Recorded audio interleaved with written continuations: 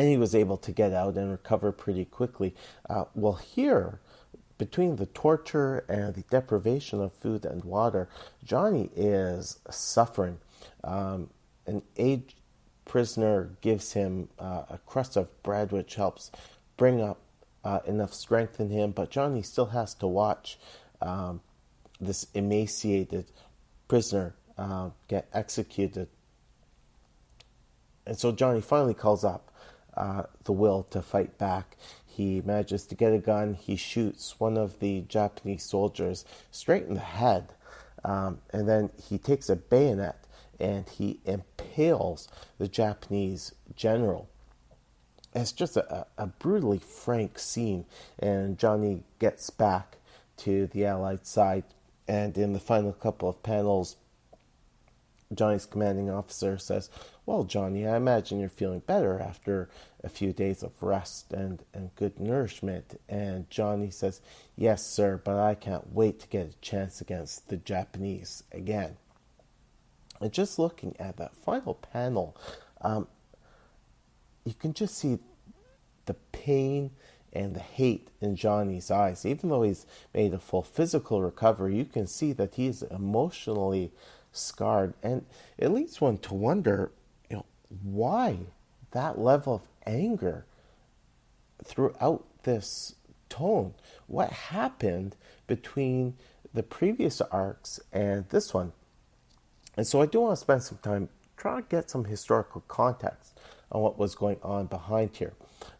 First off, at the time this arc was being produced, the fighting in Europe was almost at an end or had come to an end. And so now people living in the Allied nations could focus all of their anger and frustration at only one party, the Japanese.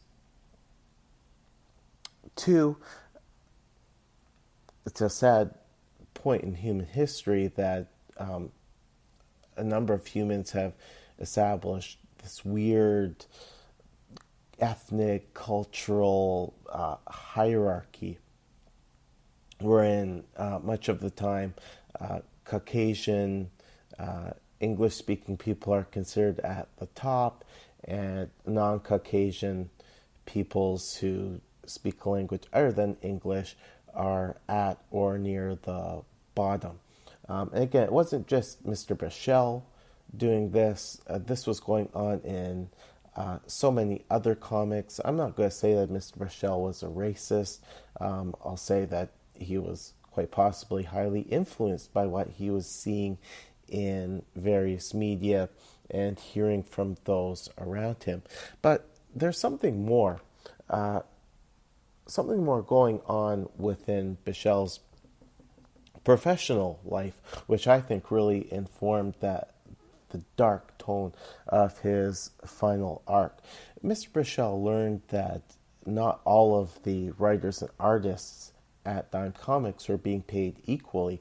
There were actually some who were being paid more than Mr. Bachle, but it bothered him that he was getting paid more than his friends, Saskin and Steele. And when he went to Cy Bell and asked for a raise for everybody, Bell said, "Well, I'll pay you, Leo, but I'm not going to give a raise to your younger friends. That's tough."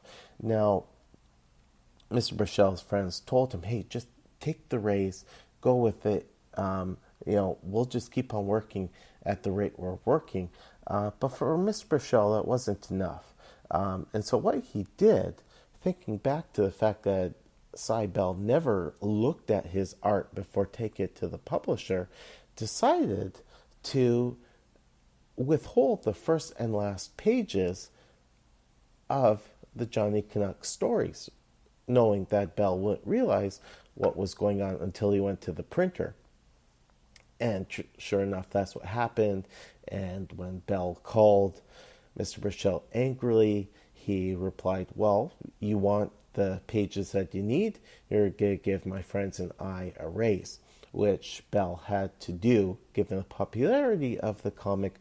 But he also made a comment to Mr. Bachle along the lines of, "Well, once the embargo is lifted and the American comics come back, you and your friends are going to be out of work.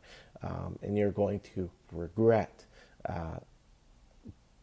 you know, doing what you did here, trying to get a raise. You should just be so happy that I gave you all work in the first place, because nobody's going to want you when the American comics come back. And I think that really stung Mr. Bachle, and that also influenced the tone of his final arc on Johnny Canuck. Also, Mr. Bachle learned that a small American publisher, Rural House, wanted his artistic services, and so he did go to New York, where he worked for, I guess, a few weeks, earned a tidy sum of money that he could take back home for the Christmas holidays, and his plan was to go back to Rural House in the new year and work for them while still producing Johnny Canuck stories for Bell Comics. But when he went back to the border, he got turned back. He was told that Johnny Canuck's adventures had come to the attention of the Canadian government, and the Canadian government felt that Johnny's stories were too important a motivating factor for the Canadian war effort, that it could not afford to lose the man who had created and was telling the stories of this inspiring character. And so Mr. Bachle realized that in order to continue working in the States, where he could have more opportunities for work, he would have to get a divorce from his creations. And I'm sure it stung Mr. Bachle to have to go back to Cybele and sign over all of the rights to Johnny Canuck. But he did that in order to go back to the U.S. I'll just tell you, the final 5 issues consisted of one 4-issue arc that was written and penciled by André, and there's nothing bad about this 4-issue arc, but it felt more like a 2-parter and 2 one-and-done stories that were all set in China. The art certainly wasn't bad, but Mr. Bachle was a very tough act to follow. And then the very final Johnny Canuck story was written and penciled by Paul Dack. And this story would have served as a soft relaunch for Johnny Canuck, because now the war was over. For the first time, Johnny was back in Canada, and in this story he was operating off the coast of Halifax, and he had to go out and confront a former Nazi war criminal turned mad scientist who had created a mobile island which was headquarters to a radio transmitter, as well as a ray machine that would take control of any nearby aircraft, weaponry, any technology that was within radio range. As well, this Nazi turned mad scientist had created a brain serum which he was using to mind control young officers, including one officer who Johnny recognized as a friend.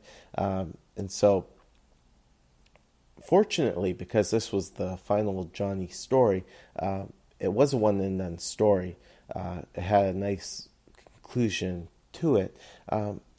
It's just a shame that the story didn't continue, because the embargo was lifted. Superman, Batman, and Robin were back in Canadian stores that sold comic books, and so Cybele was right in that the Canadian comics industry was forced to shut down due to the larger American competition.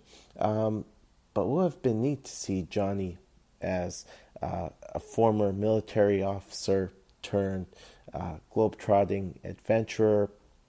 It would have been neat to see a sci-fi element to the stories. The art was certainly different, but brings Dick Sprang to mind.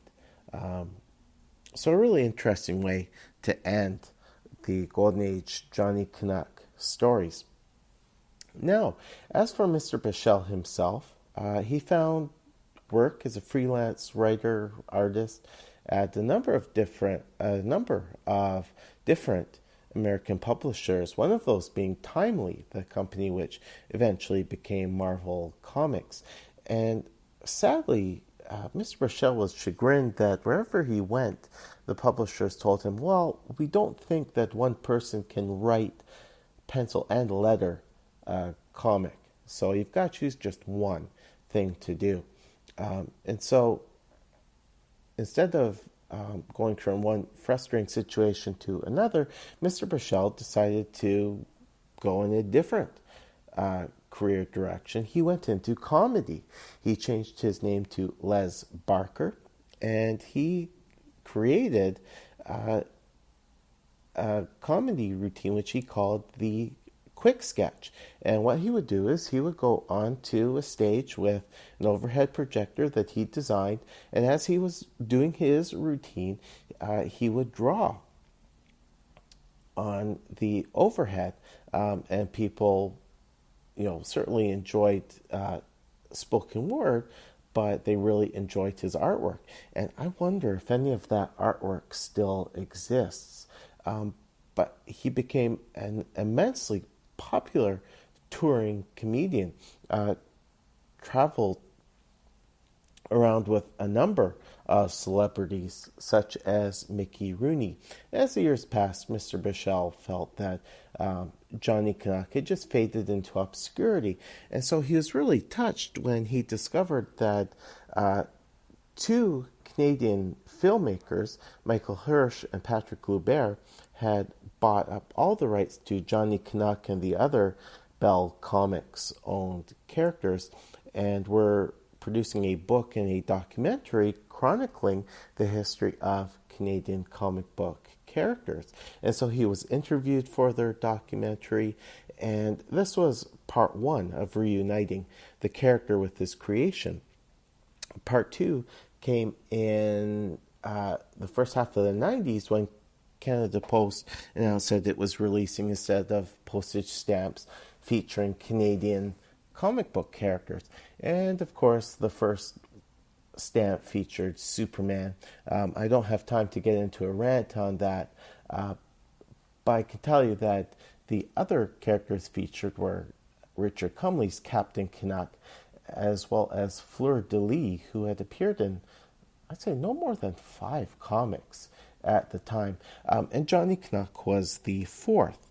Now, the issue was that Canada Post had a rule stating that it could not produce a stamp with the likeness of a living person.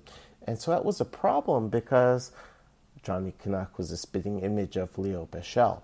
But fortunately, wiser minds prevailed, and an exception was made to the rule.